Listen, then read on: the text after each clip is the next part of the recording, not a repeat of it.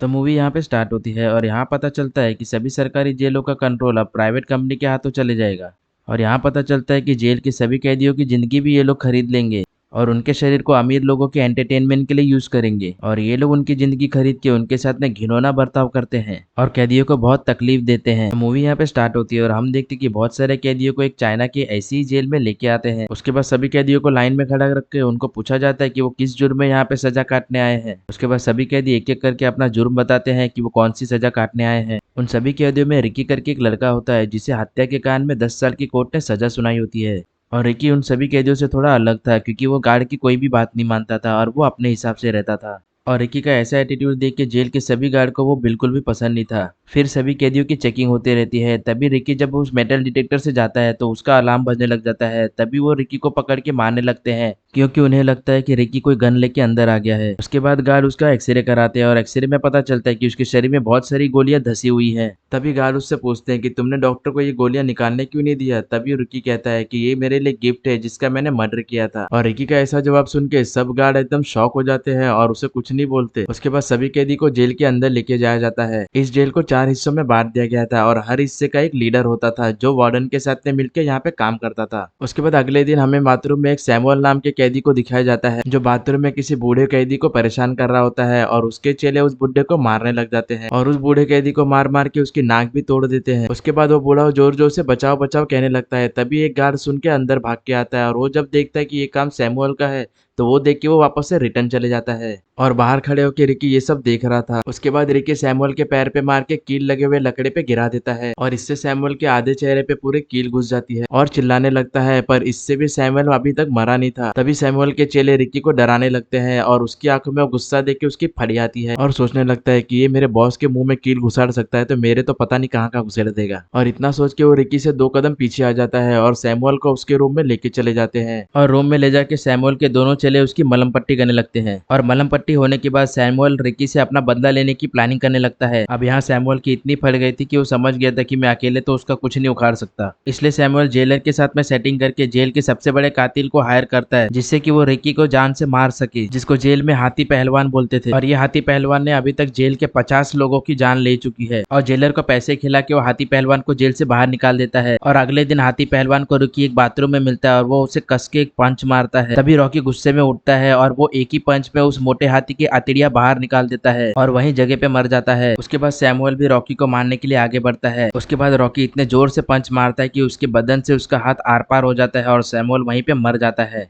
उसके बाद जब गार्ड उसे पकड़ के ले जा रहे होते हैं तभी वेस्ली का लीडर रॉकी से मिलने के लिए बाहर आता है और उसे कहता है कि तुझ में बहुत अच्छी ताकत है, तू मेरे गैंग में आ जा। अब रिकी को उसका ऑफर कुछ खास पसंद नहीं आता मगर वो उससे मना भी नहीं करता। उसके बाद हमें यहाँ पे रिकी का पास्ट दिखाया जाता है जहाँ पे उसके माँ बाप बचपन में ही मर गए थे और वो एक अनाथ आश्रम में रहता था। उसके बाद दूसरे दिन जब वो अपने माँ बाप के कब्र पे जाता है तो वहाँ पे वो अपने चाचा को देखता है और उसका चाचा एक बहुत बड़ा कुंफू मास्टर होता है और उसके चाचा रिकी को देख के समझ जाते हैं कि ये बहुत बड़ा कुंफू मास्टर बन सकता है। उसके बाद डेली वो रॉकी को कुंफू की ट्रेनिंग देने लग गए और ट्रेनिंग भी उसी कब्रिस्तान में देते थे और कुंफू की ट्रेनिंग में उसे मजा आने लग गया और वो इतना इंटरेस्टेड हो गया कि उसने स्कूल भी छोड़ दिया। और जैसे जैसे वक्त गया रिकी और स्ट्रांग होते चला गया और लास्ट में वो अपनी छाती से एक पत्थर तोड़ देता है और यहाँ उसकी ट्रेनिंग खत्म हो जाती है। उसके बाद हम प्रेजेंट में देखते हैं कि रिकी को जेल के सबसे सीनियर असिस्टेंट के पास लेके आया जाता है जिसका नाम मिस्टर हुक होता है और उसके नाम की तरह ही उसके एक हाथ में भी हुक होता है। और जब गार्ड रॉकी के कांड के बारे में उसको बताता है तो वो आग बबूला हो जाता है और उसका शर्ट फाड़ के उसकी बॉडी और जैसे रिकी अपना हाथ आगे बढ़ाता है वो अपनी नोक उसके हाथ में घुसेड़ देता है और पूछता है कि तुम्हारे इतने ताकतवर होने का राज क्या है। और रिकी के न बताने पे वो रिकी को एक पंच मारता है और उसकी गर्लफ्रेंड की फोटो दिखाता है और उसका मजाक उड़ाने लगता है और ये देख के रिकी को एकदम गुस्सा आता है और वहीं पे वो टेबल तोड़ देता है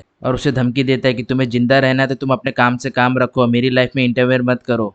क्योंकि लगभग 1 साल पहले रॉकी की जिंदगी काफी खुशहाल चल रही थी और वो अपनी गर्लफ्रेंड मिली से बहुत प्यार करता था और कुछ समय बाद दोनों एक दूसरे से शादी करने वाले थे। पर शायद किस्मत को ये मंजूर नहीं था और एक दिन उसकी गर्लफ्रेंड रात में घर पे जा रही थी तभी उसने देखा कि कुछ गुंडे कॉलेज के बच्चों को अफीम बांट रहे थे। तभी उसमें से एक गुंडा मिली को देखते हुए पकड़ लेता है और उसे पकड़ के उसके बॉस के पास ले जाते हैं। उसके बाद उनका बॉस मिली को बहुत गंदी नजर से देखने लगता है और वो उसे धक्का देके वहां से भागने लगती है और छत पर अंधेरे होने की वजह से उसे कुछ दिखाई नहीं दे रहा था और वो छत से कूद के उसकी मौत हो जाती है। और मिली की लाश देख के रिकी को बहुत गुस्सा आता है और वो गुस्से में उसका बदला लेने के लिए जाता है और बदला लेने के लिए उस गैंग लीडर के पास आता है जिसकी वजह से मिली की मौत हुई थी। और वो गैंग लीडर रिकी के ऊपर गोलियां चलाता है और सारी की सारी गोलियां उसे लगती भी है, पर मिली के खोने के दर्द से ज्यादा ये दर्द कुछ भी नहीं था उसके लिए। और उस लीडर का खोपड़ी फोड़ के तरबूज बना देता है और वो वहीं मर जाता है और इसी के लिए रिकी को जेल जाना पड़ा था। उसके बाद एक दिन वेस्टविंड के कैदी सैमुअल के चेले पे अटैक कर देते हैं, क्योंकि सैमुअल के साथ में रह के उसने उन लोगों को बहुत परेशान किया था। और अब जब उसका बॉस ही नहीं बचा तो ये लोग सब उससे अपना बदला लेने के लिए आए थे और मारने लगते हैं। तभी वहाँ वेस्ली का लीडर आता है जिसने रॉकी को ऑफर दिया था और उन सभी को रोकता है, पर फिर भी उनमें से एक कैदी उसकी बात नहीं सुनता और वो अपना दबदबा बनाने के लिए उसकी जान ले लेता है और फिर पूरी जेल के सामने एक क्रॉस पे लटका देता है और सभी को डराते हुए धमकी देता है, किसी को भी कियो को बचाना है तो उसे मेरे सामने से गुजरना होगा। सभी कैदी अपने दोस्त को बचाना तो चाहते थे, पर किसी की हिम्मत नहीं हो रही थी उसके सामने जाने की। पर रिकी कियो को बचाने के लिए आगे बढ़ता है और उसके बाद क्या आता है, फिर दोनों में जबरदस्त फाइट होने लग जाती है और दोनों के हाथापाई के दौरान वैसिली उसके चेहरे पे एक पाउडर फेंक देता है जिससे कि रिकी को फाइट करते टाइम दिखाई ना दे, और मौका देख के उसने रिकी के बाएं हाथ की नस काट दी होती है और इससे रिकी का हाथ पैरालाइज हो जाता है। उसके बाद रिकी यहाँ पे पानी की फुहारे से अपनी आंखें धोता है और अपनी नस को भी ठीक करके वो फिर से लड़ाई करने के लिए तैयार हो जाता है। उसके बाद वैसिली फिर से चाकू से उसके ऊपर हमला करता है, पर रिकी उसके सर पे जोर से पीछे से फटका मारता है और ये फटका इतना जोर का होता है कि उसकी एक आंखें बाहर आ जाती है। और वैसिली जब अपने आप को हारता हुआ देखता है तब अपने पेट पे कट करता है और वहां से एक अतड़िया बाहर निकाल के वो रिकी के गले में फंदा बना के उसे मारना चाहता था, पर उसका ये दाव भी नाकाम रहता है। उसके बाद वेस्ली फिर से छलांग लगा के उसको मारने की कोशिश करता है, पर इस बार रैकी सीधा उसके खोपड़ी में पंच मारता है और वो उसी जगह पे वहीं पे मर जाता है। उसे मार के उसके बाद वो कैंग को नीचे उतारता है। उसके बाद सीनियर असिस्टेंट की सिक्योरिटी के लिए बाकी के तीनों लीडर भी वहाँ पे आ जाते हैं। अगले दिन रिकी एक सौ नाम के आदमी से मिलता है। अब जो कि एक लीडर ने उसकी जबान काट दी थी, इसलिए वो बात नहीं कर पाता था। ये देख के रिकी ने अपनी बांसुरी उसको दे दी और बदले में उसने रिकी को कुछ अफीम के पत्ते दे दिए। और फिर रिकी की थोड़ी छानबीन करने के बाद उसे पता चलता है कि साउथ वे में वहाँ का लीडर और सीनियर असिस्टेंट दोनों मिलकर अफीम की खेती कर रहे हैं, जिससे कि बाद में स्कूल के बच्चों को बेचा जाता था। अब जैसे उसकी गर्लफ्रेंड की मौत भी उस अफीम के चक्कर में ही हुई थी और इसलिए रिकी इसे रोकने के लिए अपने जीवन का मकसद बना लेता है। और कुछ दिनों बाद इन तीनों लीडर को रॉकी और सॉ की दोस्ती पता चलती है। उसके बाद उन तीनों लीडर ने सॉ को बहुत बुरी तरीके से मार दिया और उसकी बॉडी को जेल के बाहर फेंक दिया ताकि उन सब कैदियों के लिए भी एक सबक बन जाए। उसके बाद रिकी को अपने नए दोस्त की मौत पर बहुत गुस्सा आता है और उसी रात रैकी ने पूरे अफीम की खेती को आग लगा दिया था और तभी साउथ वेल्स का लीडर उसके ऊपर हमला कर देता है। रिकी साउथ वेल के लीडर के ऊपर भारी पड़ रहा था, इसलिए उधर के तीनों लीडर उसके साथ में एक साथ लड़ाई करने लगते हैं। साउथ लीडर उन तीनों लीडर में से सबसे ज्यादा दिमाग वाला होता है। नॉर्थ लीडर जो तेजधार धारों के साथ में लड़ाई करने में माहिर है और ईस्ट लीडर जो सबसे ताकतवर उन तीनों में होता है। और इसलिए ये तीनों अपनी शक्तियां यूज करके रिकी को अपने काबू में कर लेते हैं और उसे एक रूम में बंद कर देते हैं। उसके बाद इस साइड का लीडर उससे अकेले लड़ने के लिए जाता है और तभी उसी वक्त उस रूम में एक खास तरीके का सीमेंट रूम में भरने लगता है। अब यहाँ रिकी ने खुद की और ईस्ट विंग लीडर की जान बचाई है, पर इससे पहले कि रिकी की बॉडी को कोई छू पाता उसके बदन पे लगा हुआ सीमेंट कड़क होने लगता है। उसके बाद अगले दिन जेल का ओनर अपने एक मस्तीखोर लड़के के साथ में वहाँ पे आता है और अंदर जाते वक्त उस हाथी के बच्चे का वजन ज़्यादा होने की वजह से कारपेट पे वो गिर जाता है। उसके बाद उन पागलों ने जिसने कारपेट बिछाया था उसकी भी जान ले लेते हैं। जेल का ओनर कैदियों के साथ में कीड़े मकोड़े की तरह व्यवहार करता था और जब उसे अफीम की खेती में आग लगने का पता चलता है तो वो सुन के शॉक हो जाता है।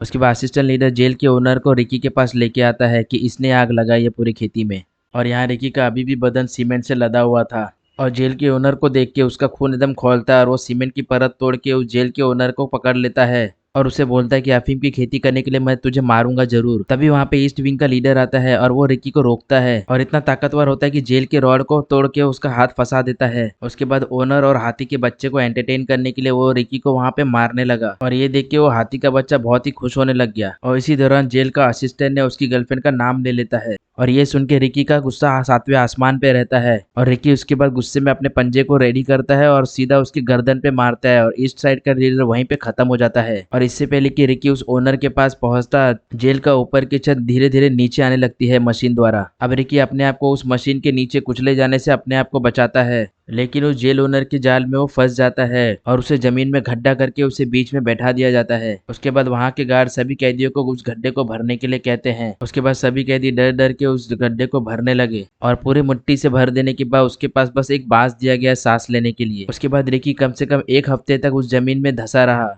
और फिर 8वें दिन जेल ओनर वहां पे आया और उसकी बॉडी को जमीन से निकालने का ऑर्डर दिया ताकि सभी लोग को पता चले कि उसके खिलाफ जाने का अंजाम क्या क्या हो सकता है। पर जब उसे बाहर निकाला गया तब वो एकदम ठीक था और मरने की तो दूर की बात है, वो अपनी बदन से जंजीरों को तोड़ के बाहर आ जाता है। और ये देख के बाकी सब कैदी उसके साथ में खुश हो जाते हैं और उसका जोर जोर से नाम लेने लगते हैं। पर एक हफ्ता बिना खाए पिए से उसका शरीर एकदम कमजोर हो गया था।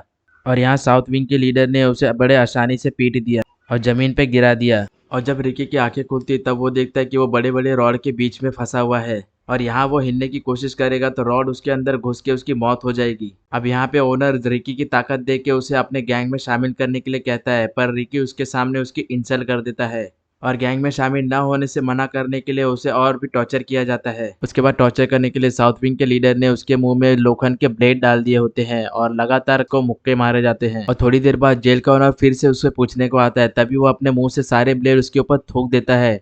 उसके बाद उसी रात को एक कैदी ने अपना खाना रिकी को दिया था और कहा था कि तू अपनी हिम्मत मत हारना। और उसके बाद दूसरे दिन पता लगने पे वो सीनियर असिस्टेंट उस कैदी को जान से मार देता है।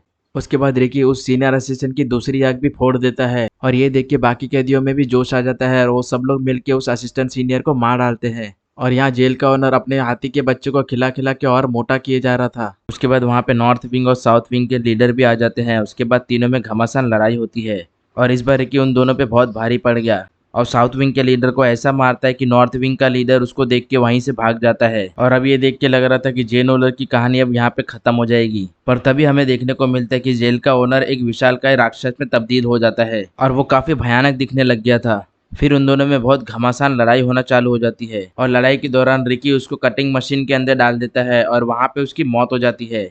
रिकी उस जेल ओनर की खोपड़ी को बाहर लेके आता है। उसके बाद रिकी उस जेल के दीवार को भी तोड़ता है और सभी से कहता है कि अब तुम लोग सब आज़ाद हो, और इतना बोल के वो वहां से निकल जाता है। और यहाँ पिक्चर खत्म होती है। तो दोस्तों, आपको पिक्चर कैसी लगी कमेंट करके जरूर बताना। और वीडियो पसंद आई होगी तो वीडियो को एक लाइक जरूर कर देना। और अगर हमारे चैनल पे आप नए हो तो चैनल को जरूर सब्सक्राइब करके रखो। ऐसे डेली नई वीडियोस आपके लिए हम लेके आते रहेंगे। जय हिंद, जय भारत।